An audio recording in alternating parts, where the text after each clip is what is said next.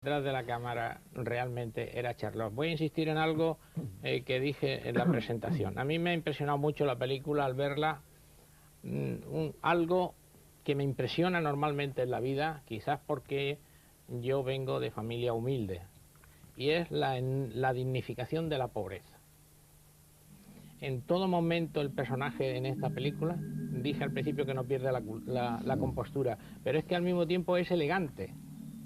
Es que al mismo tiempo utiliza todos los recursos para hacer la vida agradable a las personas que le rodean, que es algo que he vivido yo. Esa noche vieja, esa manera de arreglar la mesa, esa elegancia con la que va poniendo las cosas, no la tiene ni siquiera un mayordomo como William Powell. Como William Powell. Es imposible. A mí eso es lo que más me impresiona. Por eso siempre creo que es que el personaje Charlotte afortunadamente se comió a Charlie Chaplin. Bueno, pero aparte hay una cosa que es curiosa, digamos, que de la cintura hacia arriba, él lleva un sombrero hongo un poco deteriorado, pero lleva algo que en sus tiempos pudo ser la chaqueta de un frac y algo como que una pajarita.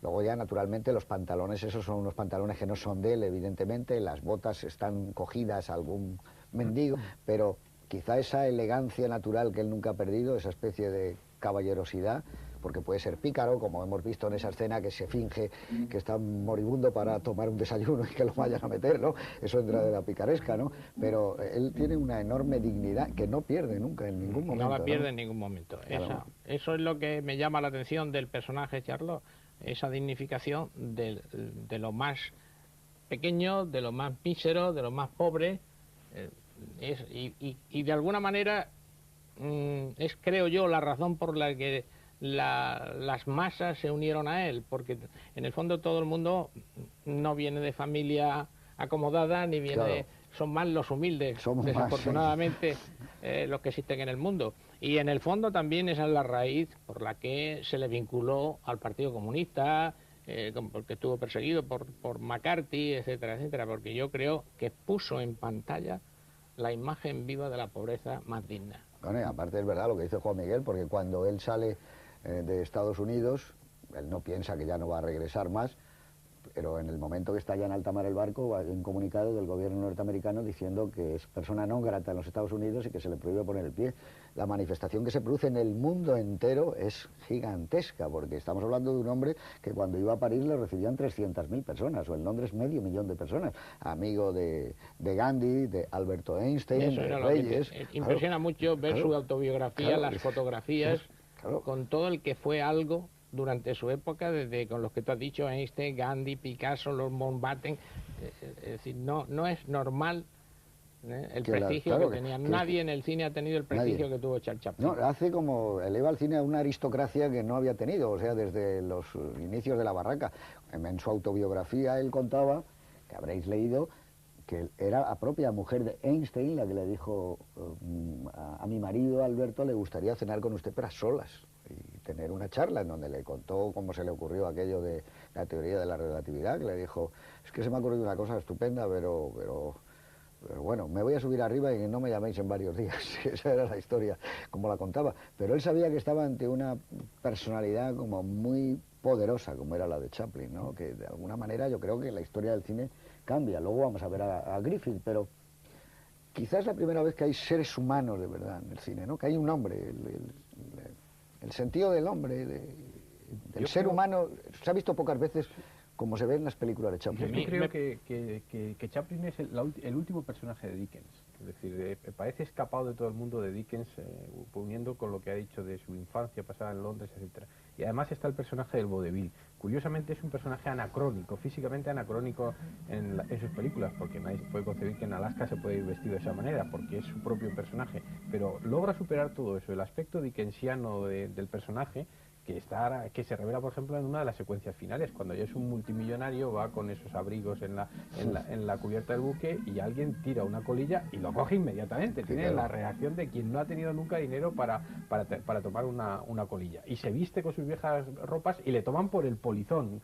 Porque curiosamente esta es una de las pocas películas de Chaplin en la que acaba millonario, porque lo normal es que acabe o no con la chica, pero generalmente se aleja al final en esa especie, en el iris, ese cierre en iris que suelen tener las películas de Chaplin, ¿no? Y luego tiene también el personaje del vodevil. Es decir, ese personaje que durante mucho tiempo sustituyó las varietés en los escenarios, ese aspecto de cómico de la legua es también lo que le da un aspecto entrañable físicamente al personaje y compone un aspecto poético de alguien que es forastero en todo tipo de sociedades, es poemático y está maravillosamente bien reflejado el momento en el que él entra en el salón ese de ese pueblo minero, en el que es el único que no participa en la fiesta. Todo el mundo tiene sus relaciones, él permanece y la cámara se mantiene a la distancia para reseñar su absoluta soledad.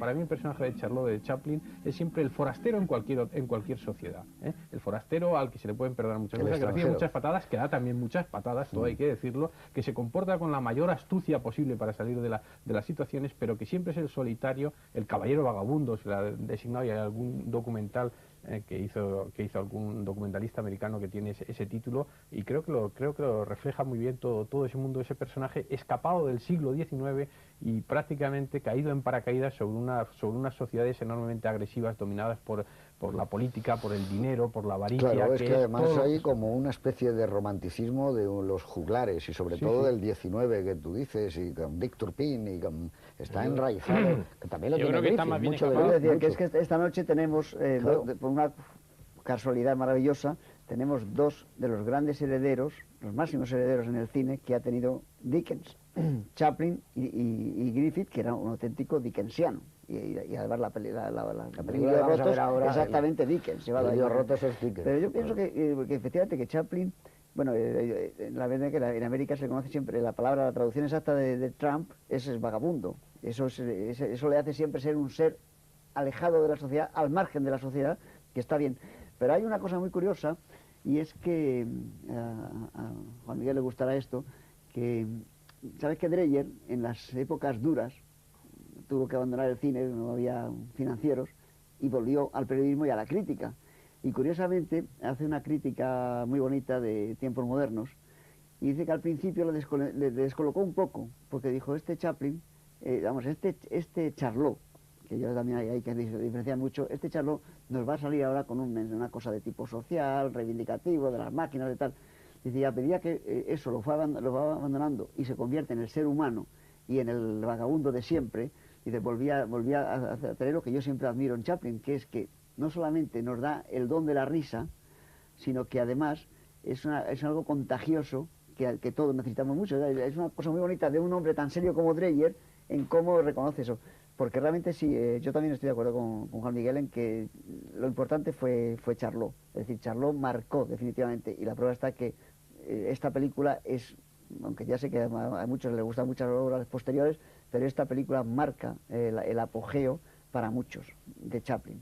Yo estoy de acuerdo en que tanto Una mujer de París y La quimera del oro, quizá la trilogía sería Luces de la ciudad, esas las tres películas mudas, son maravillosas. Tú hacías referencia antes, por ejemplo, a que no pierde nunca la dignidad. La entrada de él en la cabaña al principio, con el frío que se supone que hace Naranja, lleva una mantita, nada más, lleva como una toquillita, pero eso le da un toque de ternura. El vodevil está presente en el homenaje que hace a los Walton con los panecillos. Los Walton eran aquellos famosos hombres del espectáculo que él admiraba desde niño, y ese baile de los panecillos, que es es una especie de poste ya en la historia del cine, pues tú lo ves, la elegancia, y te das la sensación de que estás viendo un número, un espectáculo de variedades en un escenario. Bueno, ¿cómo se come la bota? ¿Cómo se come la bota? Es decir, la secuencia de la bota es sencillamente prodigiosa. ¿Cómo va sacando los clavos, con qué elegancia, con qué educación ese vagabundo desastrado se come eso, cómo coge como si fuera un fideo, un espagueti, los cordones de la bota.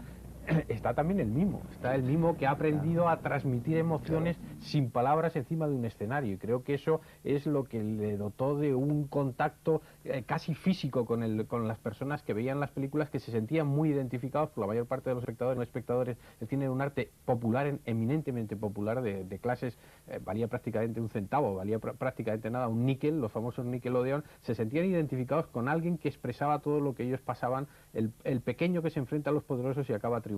¿Con alguien? Pero siempre con una enorme dignidad y sobre todo con una enorme elegancia comportamiento Y no en sus olvides maneras. que la gente no sabía leer ni escribir, el 80% de la población norteamericana, que eso es una cosa muy curiosa del cine mudo, o sea, que las historias tenían que entenderlas en cualquier lado, prácticamente no leían los titulares de los periódicos, y en Europa pasa igual, a medida que la gente va adquiriendo mayor conocimiento, el cine empieza a hablar, porque ya se entiende más, pero eso es curioso, que Chaplin va como en paralelo. Hay un momento, claro, vosotros habéis hecho no sé, esa digresión de Charlot y de Chaplin. A mí me cuesta a veces trabajo pensar que sea Charlot el que mira por la cámara y no hay otra especie de mirada más